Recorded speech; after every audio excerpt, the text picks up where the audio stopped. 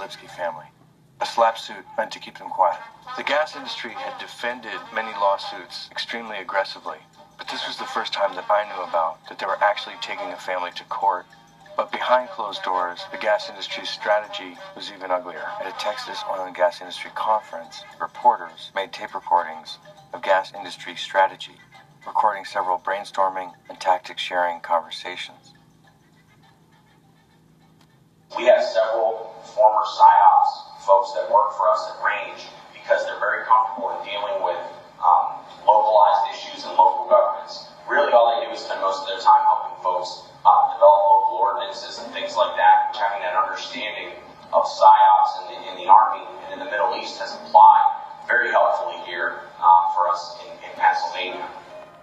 Psychological operations are employed in a war zone to destabilize a population from insurgency against an invading army. PSYOPs were used by the American military in Vietnam and Iraq, and here the gas industry was employing former PSYOPs experts to actually write local laws and develop techniques to be used against landowners fighting the gas industry in Texas and in Pennsylvania. And Chesapeake had its own plan, characterizing people fighting the gas industry as insurgents. The Chesapeake has got nearly 100 people whose sole jobs are to deal with community relations. We have got people going out and speaking in the community every night. Basically, my entire career has been dealing with audiences and chemical risk. In almost every instance where I've gone up against a strong activist insurgency, it does not matter what the facts are, because the facts stand in the way of your ability to raise funds. The gas industry was trading notes on their war effort. If you're a PR representative in this industry, in this room today, recommend you do three things. Download the U.S. Army/Marine Corps counterinsurgency manual, because we are dealing with an insurgency. But there's a lot of good lessons in there. Coming from a military background, I found the insight in that extremely remarkable. With that said, there's a course provided by Harvard and MIT called Dealing with an Angry Public. Take that course. A lot of the officers in our military are attending this course. Counterinsurgency, strategies for managing outrage, destabilization of communities. These are terms of war. But like the PowerPoint says, you can't dramatically change global energy without ruffling some feathers. It didn't seem to matter that the Defense Department had ruled that it was illegal for the military to use PSYOPs techniques against Americans.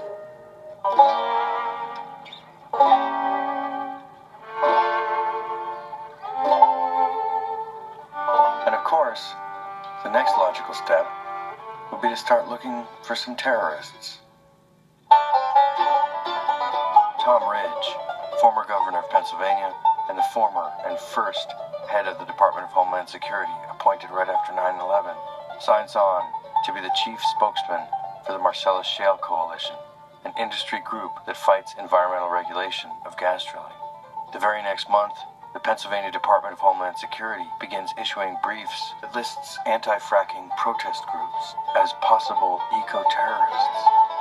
The bulletin said that environmental extremism trending towards eco-terrorism and criminality was a rising threat to the security of Pennsylvania. Virginia Cody, a retired Air Force officer living near Dimmock, was forwarded the August 30th bulletin.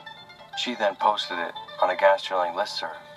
When she did that, unbelievably, Pennsylvania Homeland Security Chief James Powers wrote her an email assuming that she was a pro-gas drilling stakeholder, actually indicated that the Pennsylvania Department of Homeland Security had communication with pro-drilling groups like the Marcellus Shale Coalition. PA Homeland Security was showing up at protests, spying on gas drilling activists, but they weren't only sending the information to law enforcement, they were sending it to the gas industry.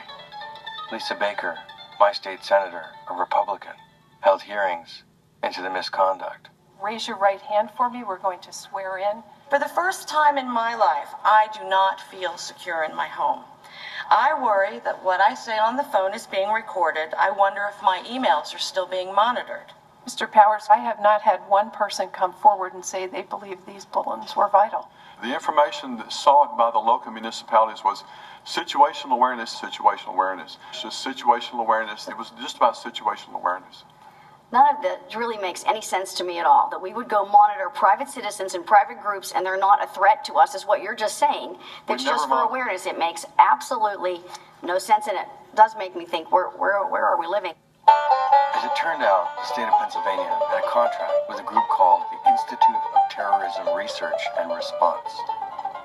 A quick web search turned up their website, which featured pictures of a scary owl, an Israeli SWAT team member, and a strange blue hand playing chess.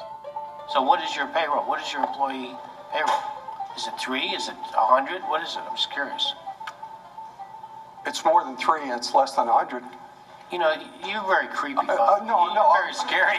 No, I'm trying to be I don't know honest if with you're you. bipolar or you have issues. trying- I mean, you're a very scary individual. Senator Furlow, and this is not for Okay, but let me ask us to a make specific question. comments about individuals I have 12 staff personally. people. I'm just asking a question. How many employees do you have? We have about 15 employees, and that doesn't include the 70-some additional employees that Operatives or whatever you call them? Or? people who, This is just too unbelievable, too surreal, this hearing. After the hearings, James Powers resigned, but there were no indictments, no charges, no real investigation of the recipients of these Pennsylvania intelligence bulletins, including Tom Ridge's Marcellus Shale Coalition. The trust barrier had been broken. From that moment on, none of us knew if our names appeared on lists of possible terrorists somewhere in a strange blue filing cabinet. And 2 years of hard-fought progress in Pennsylvania was about to unravel. When the water line in Dimmock was announced, it had a ripple effect across the state. Towns and municipalities drafted ordinances to ban drilling outright at the local level, including the entire city of Pittsburgh. 850,000 people, and I'm one of them, drink water out of the Monongahela River. When it tastes funny, I get nervous, and it tastes funny. Really, this is about a civil rights issue. This is about our inalienable rights. I said, can you regulate my inalienable rights that are embodied in the Pennsylvania Constitution to clean air, clean water, and the preservation of the natural environment for generations, for now and for generations to come? Can you regulate those rights away? No. But an election was underway, and the leading candidate, Tom Corbett, had accepted $1.6 million in campaign contributions from the gas industry and was running on a drilling platform.